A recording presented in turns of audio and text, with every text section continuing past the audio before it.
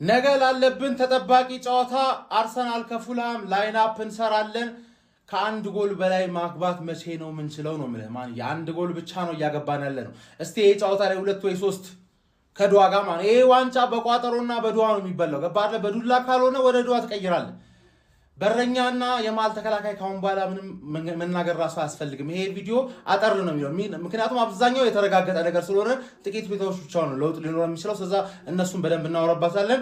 ራያ ጋብርኤል ሳሊባ ግልጽ ነው ማለት ራይት ባክ ጋር ስንመጣ አሁን ውይይት ያስፈልጋል። ምክንያቱም ቲምበር አሁንም አልተመለሰም ተባለ። ኧረ ተሰቃየን። ኧረ ቲምበር ሞስኬራ ወይም ዋይት ነው ያለን እጃችን ላይ ማለት እና ሁላችሁም ኧረ ሞስኬራ ይሻላል ምናምን ልትሉ ትችላላችሁ። ግን እኔ ሞስኬራን 1v1 ከመሃል ተከላካይ ጋር እንጂ ከፈጣን ዊንገር ጋር ከአጭር ዊንገር ጋር ምናምን አይደላኝም ነው ምንም ይሁን ምንም አቋም ላይ ባይሆንም ቤን ዋይት ስንት ጊዜ ይሄንን ቦታ ከቨር አድርጎልን ምናደንቀው ተጫዋች የነበረበት ጊዜ ስለነበረ አሁንም አማራጭ የለንም። አምነነው በቤን ዋይት መግባት ይሻለናል። ምንም አማራጭ ስለሌለን ቤን ዋይት እመኑኝ ነው የምላችሁ። ሞስኬራ ገብቶ ደግሞ ሞስኬራንም እንድጠሉት እንዳያረጋችሁ። ተረዳችሁኝ? ቤን ዋይትን ኦልሬዲ ተቃጥላችሁበታል። ዛሬ አያቃጥለንም ብለን ተስፋ በማድረግ ቤን ዋይት እናስገባለን ማለት። በግራ በኩል ስንመጣ ካላፊዮሪ የአትሌቲኮ ጨዋታ ላይ ትንሽ ደቂቃዎች ቢያገኝ አሪፍ ነበር ወደ ሪዝሙ እንዲመለስ። ይሄን ደግሞ ካላደረገ ቀጥታ ከጉዳት መጥቶ ስታርት ማድረግ አለበት ብዬ አላስብም። ሂንካፔን አስጀምረውና ሰከንድ ሃፍ ላይ ካላፊዮሪን በተለይ ጎል ካስፈለገን የፈጠነ አስገባው። ቦለር የሆነ ተጫዋች ስለሆነ ካላፊዮሪን ታስገባዋለህ። መሀል ላይ የተረጋገጠ ነገር ነው። ዙሜንዲ፣ ራይስ፣ ኦዲጋርድ ባለፈው ተጎድቶ ነው የወጣው የሚባል ወሬ አለ። ግን እንዳይጎዳን ያስወጣው ትክክለኛ ውሳኔ ኤዜን አስገባው። ከዛ በኋላ እዚህ ጋር ኦዲጋርድ ይገባል። ግራ ላይ ደግሞ ኤበሬቼ ኤዜ። አሁን ሶስቱን ሯጮች ይዘንልህ አንገባም አባቴ። ሁለት ቢልዳፕ ማድረግ የሚችሉ ፋይናል ሰርድ ላይ ክሬት ማድረግ የሚችሉ ከዛ ላይ ዮከሬዝ ቦክስ ውስጥ ይጠብቀን ነው። ገባር ካደረስንለት ያገባል፣ ካላደረስንለት ደግሞ ሌሎቹ ያገባሉ ብለን ዱዓ እናደርጋለን። አቤት ዱዓው በዛብን ነው የምልህ። በዚህ በኩል ሳካ ይገባል። መሀል ላይ ደግሞ ቪክተር ዮከሬዝ ለማክሰኞ ጨዋታ ከአትሌቲኮ ጋር ካይ ሊደርስ ይችላል እየተባለ ነው አባቴ። ግን በዚህ በኩል ኤዜና በዚህ በኩል ሳካ ከሆነ የሚጫወተው ማን ነው አባቴ? ቪክተር ዮከሬዝ የመቀለብ እድል አለው ነው የምልህ። በተለይ ኤዜን እየተጠጋ ሲጫወት ሳካን እየተጠጋ ሲጫወት ቦክስ ውስጥ የሆነ ነገር ይፈጥሩለታል። ሳካ ባለፈው ሽት ነበር አይደለ? ግን ለኤዜ ፔናልቲ ወደ መሀል ያችን ኳስ 90 ደቂቃ ማድዌክ ተጫውቶ ይሄን ፓስ አላደረገም። ገባር ኤክስፒሪየንስ ማለት ይሄ ነው። ሳካ ዮከሬዝ ኤዜ የሆነ ነገር መፍጠር ይችላሉ ብዬ ገምታለሁ። ዋና ኦዲጋርድ የሆነ ነገር ካለ 2-3 ጎል ጠብቅ። ከሞን ዩገነርስ ከአንድ ጎል በላይ አያቴ ፍሬውን አፍኖ ወያላው ላይ ቋጥሮ አገሪቷን ሰላም አድርጎ ለአባቴ ፓስ አባቴ አማናውን ተቀብሎ ለመንደሩ ሕዝብ አሳውቆ በፍሬያቸው አስቋጥሮ አገሪቷን አማን አድርጎ ለተተኪው ትውልድ ለኔ ባስ እኔም አማናይን ተቀብዬ የአያቶችን ርስት አከበሬ አቋማን መስርቼ ዓለምን አስቋጥሬ አገሪቷን አማን አድርጌ ለተተኪው ትውልድ ለታናሾቼ ማስተላለፍ ይሆናል። አመሰግናለሁ። እና አክቲቪስት ገና ለገና 1 ሚሊዮን ገባና ፈጣን መረጃ አደርስን ብላችሁ ጠብቃችሁ ነበር። ምንም ክብረ በዓል እያከበርኩም ቢሆን ፈጣን መረጃዎች ማድረስ ይጀምሩ። ይቀጥላል ጀምሩ። እንደዚህ ብሎ ነገር የለም። ኮፒ ሊንክ ሼር ማድረጋችሁ ደግሞ እናንተ እንዳታቆሙ።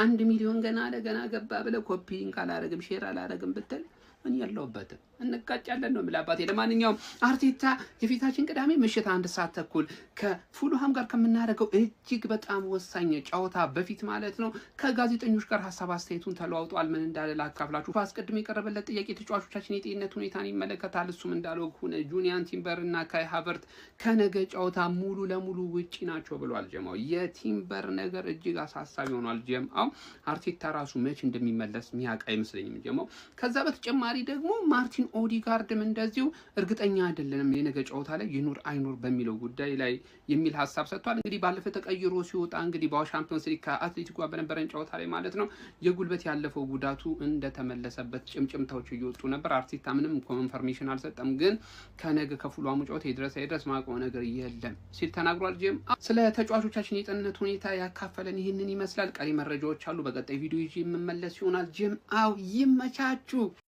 ወይኔ ከ9 ነጥብ ርቀን ዋንጮን የት ነው ምን በለው የት ነው ምን ደስተው እንዴት አይነት ደስታ ቪዲዮ ነው ምን ሰራው እንዳልተባባል አሁን እሱ ሁሉ አልፎ አንድ ጨዋታ ከተሸነፍን እንበላለን ካሸነፍን እንበላለንም እኮ አይደለም እንተርፋለን ከተሸነፍን ደግሞ አበቃለን ሚል አጣብቂኝ ውስጥ ገባል ፉልሃም ማለት ደግሞ በፕላቲኒየም ደረጃ ሚዜ እንድንሆን ከአመት እስከ አመት የለንደን ቲሙ ነው ብጥብጥ ያደረገልና ዋንጫ ለማጣታችን ሚዜው ለሚባለው ስም ወይ መጀመሪያው ወይ የመሃሏን ወይ መጨረሻውን ስም እጁ ያለበት ከፍተኛ ደረጃ ስፖንሰራችን ነው ዛሬ 3 ጎል ማግባት ጥሩ አገባን ሲሆን ግዴታችን ነው ማሸነፍ ተውትና 3 ጎልና ከዛ በላይ ማግባት ያለብን ጨዋታ ነው ቴሌግራም ላይ ማለት ነው ቤተሰብ ከሐሙስ ጀምሮ እኔ ነኝ ያሉ ቆማሪዎች በቃ የፊዚክስ ሊቅ የሚባሉ አድሚኖች ተሰብስበው የሚያወጡት ከአርብ ከሐሙስ ጀምሮ የቅዳሜ እየተበጠረ የሚሰራበት 8 ቲኬት ደግሞ ዛሬ ተለቆ ህዝቡ ሁሉ በኢንቦክስ አረ ልቀቁት ብሎን እንግዲህ ሰርተን የለቀቅነው ትንሽዬ ብር ይዞ መቶ እስካሁን ድረስ እያሳደገ የተወሰነውን እያጠፋ አንዴ ብቻ ዲፖዚት አድርገህ ገንዘብ የምታፍስበት ቤት ቲፕ 0912 ነው ብዙ አልልህም ግባና የዛሬዎቹን ተቀላቀል ካመለጠ የቋጠሮ ቀን ይላል ሰሞኑን ግርግር ስለነበረ ብቻ አርሱዬ የቆመ መስሏታል ቋጠሮ እንደዚህ የሚባል ነገር ለማባቴ አርሰናልን ለመጥላት ከሆነ ከሰይጣንም እንስማማለን ይሄን ታውቃላችሁ ለማንኛውም ዛሬ ቋጠሮ አለብን ፉልሃም አለ ማርኮስ ሲልቫ ፎክሯል ስለዚህ አዲስ ነገር ይኖራል ብለን እንጠብቃለን እኛ በራሳችን ማከለ የነበረው ነገር መልክ አስይዘናል መልክ ማሻሻል ያለብን ነገር አስይዘናል ግን ዋና አላማችን ይሄንን ዋንጫ ማሳካት ነው እኛ ስፔሻሊ ማንቸስተር ሲቲዎች በትክክል መለከተና አካል ማለት ነው የሚመለከተው አካል ይሄንን ዋንጫ ማንሳት ስለሆነ እቅዳችን ቋጠሮ ይቀጥላል ማለት ነው ጥብ ከሆነ ልዩነቱ ምናምን የሚባል ነገር አለ እኔ ብዙ ኢፌክት ያደርጋል ቢያላስብም ግን የተወሰነ ኢፌክት ይኖራል ስለዚህ አሪፍ ነገር እንጠብቃለን ከመን ፉልሃም ቋጠሮ ይቀጥላል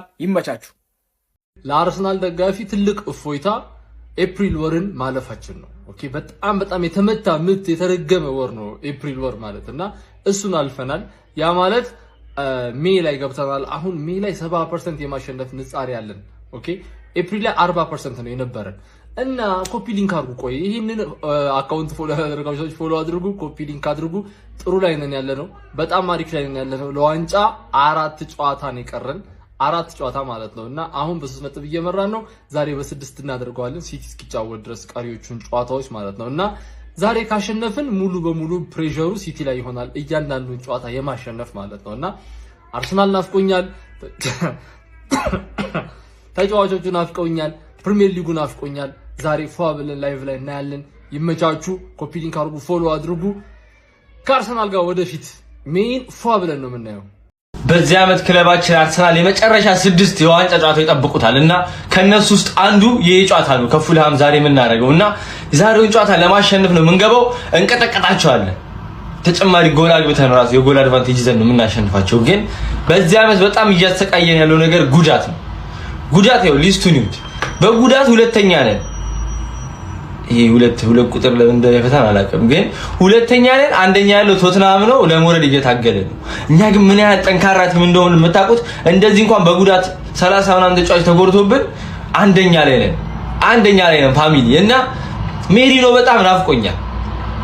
በጣም ናፍቆኛል ቲምበር በጣም ናፍቆኛል በቃ እዚህ ቲም ላይ እነሱ ናቸው የሚያስፈልጉት በጣም ማለት ነውና ሃቨርትዝ እና ቲምበር የዛሬው ጨዋታ ያልፋቸዋል የኦዴጋርድ ነገር አይታወቅም እንዲመጣም ላይመጣም ይችላል ብቻ ለማንኛውም የዛሬውን ጨዋታ ፋሚሊ እሺ ሌላው ይቅር ቢያንስ የዛሬን በቃ አርሰናል ይሄን ጨዋታ አሸነፈ ማለት ጫናው ሲቲ ላይ በቃ እንዳለ ነው የሚወርደው 2 ማች ነው የሚሆንበት ማለት ነው ኤቨርተንን ገጥመን ከዛ ፓላስ ቦርንሞዝ እግዚአብሔርን ጭራሽ እኔ እንዴት እንደሚሆን አላውቅም ዛሬ ግዴታ ባለፈው ኒውካስትልን ገጥሞ ነው አርሰናል ይሄ ሺት የሆነ ኒውካስትልን ገጥሞ ነው እና ፉልሃም ዛሬ እንደው በቃ አትፍሩ ተጫወቱ በቃ ሳትፈራ እኮ መጫወት ነው አይደል አርሰናል ደግሞ ራሱ ለማሸነፍ ነው የሚገባው በቃ አቻውን አይፈልግም ቀጥታ ዊኒንግ ነው ለምን ጫና መፍጠር ይፈልጋል ሲቲ ላይ ማን ዛሬ እኔ በቃ እኔ ቻልኩትን አድርጌ ነው የምቋጠረው ያገሬ ሰው ሲተርት ከፍትፍቱ ፊቱ ይላል የኛ ቲም ግን ማለት ነው ፊቱም ፍትፍቱም ራሱ ነው ማለት ዛሬ ማታ 1 ሰዓት ተኩል ላይ ጨዋታ አለ የጨዋታ ቀን ከጨዋታው በፊት የሆነ ነገር ልበላት እናንተ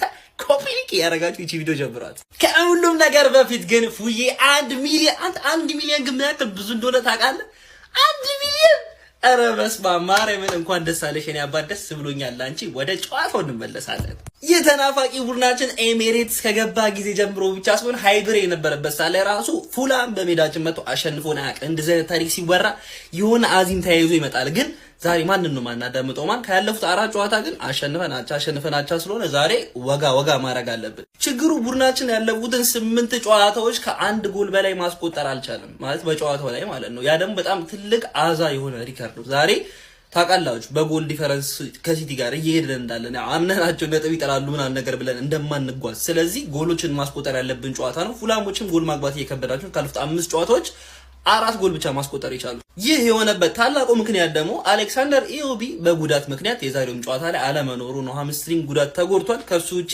ሪያን ሴሴኞንም አይኖርም ተብሏል። ቴቴም የለም።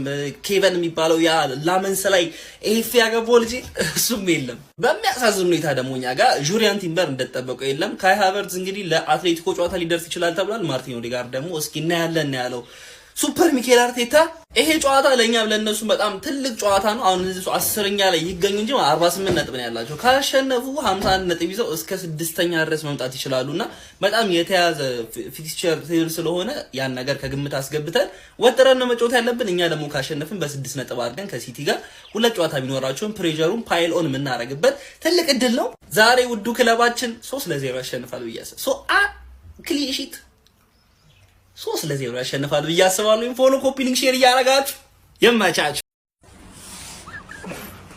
ይህን ጨዋታ እኮ የለ ከኔ ከአርሰናል በደጋፊ ማለት ነው የሻሼ ደጋፊ ጓጉቶ ይጠብቃል። የምሬን እኮ ይሄ ወደድክም ጠላያ ይህን ጨዋታ አጓጉቶ ይጠብቀው ማን እንደሆነ ታውቃለህ? የሻሼ ደጋፊ አንተ ቅጫሜ ፊስ እኔ እጫወታለሁ። እኔ ግን ዛሬ ቋጥርብኝ ነገ ይቆጥርብሻል። ክባሽ ዛሬ ቋጥርብኝ እኔ ደግሞ ነገ ይቆጥርብሻል።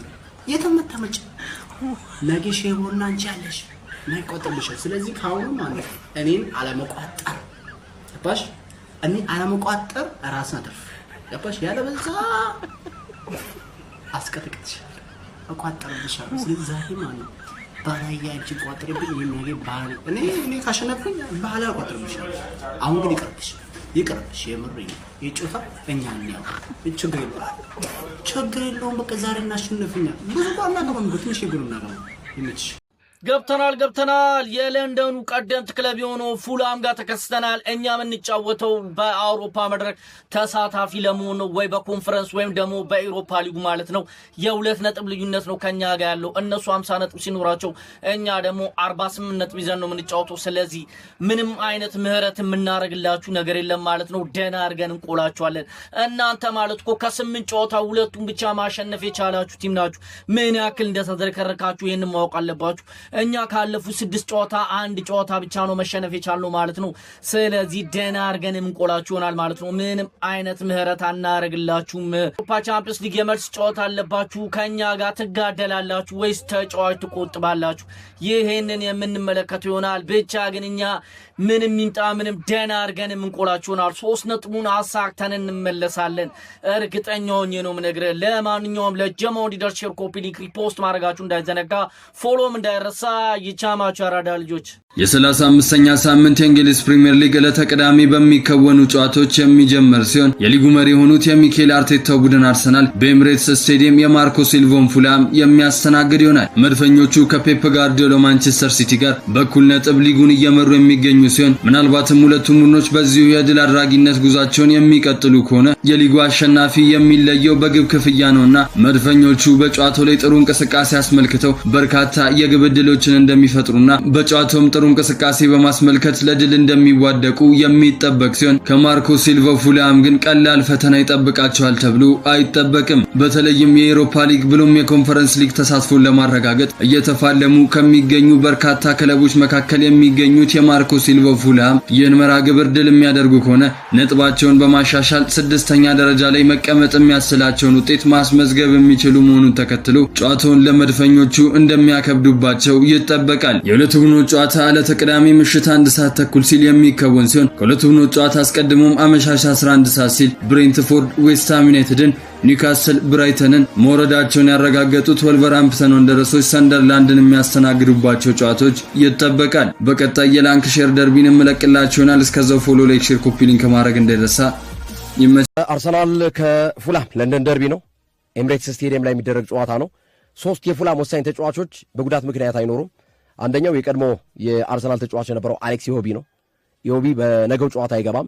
ሁለተኛው ባለፈው አስቶን ቪላን 1-0 ሲያሸንፉ ጎል ያስቆጠረው ሲሴኞ አይገባም። ሶስተኛው ኬቨን ነው፣ ብራዚላዊ ኬቨን 8 ጎል ክረምት ላይ አስፈርመው ጥሩ እንቅስቃሴ እያደረገ ነበር። ባለፉት ጊዜያቶችም ቅጣት ላይ ጉዳት ላይ ነበር። ነገም አይገባምና አርሰናል ከፉላም ጀምረን ወደ 3ኛ ደረጃን ለመያዝ በሚደረገው ትንቅንቅ ጨዋታ እንመጣለን። እሺ ግርምዬ አመሰግናለሁ። አርሰናል ከፉላም የሚጠበቅ ጨዋታ ነው። የሊጉ መሪ አርሰናል ይህንን ጨዋታ ማሸነፍ የሚችል ከሆነ የነጥብ ልዩነቱን ወደ 6 ከፍ በማድረግ ሲቲ ሰኞ እስኪጫወት ድረስ ሊጉን በ6 ነጥብ ልዩነት መምራት የሚችልበትን አማራጭ መፍጠር ይችላል። ይሄም የጋርዲዮላው ሲቲ ላይ ተጽዕኖ የሚፈጥር ውጤት ሊሆን ይችላል ቀጣይ ካለባቸው ተደራራቢ ፊክቸሮች አንጻር። ስለዚህ ለአርሰናሎች በጣም ወሳኝ ጨዋታ ነው። ጨዋታ አርሰናል ድል ማድረግ የሚችል ከሆነ ሲቲን ጫና ውስጥ መክተት ስለሚችል ማለት ነገር ከተሸነፈ አቻ ከወጣ በተቃራኒው ለሲቲ ሰርግና ምላሽ የሚሆንበትና ይበልጥ እድሎችን የመጠቀም እድሉን የሚያሰፋበትን አጋጣሚ የሚፈጥር ነው የሚሆነው። ስለዚህ ለአርሰናል ይሄ ጨዋታ ወሳኝ ነው ብለን ማንሳት እንችላለን። በተለይ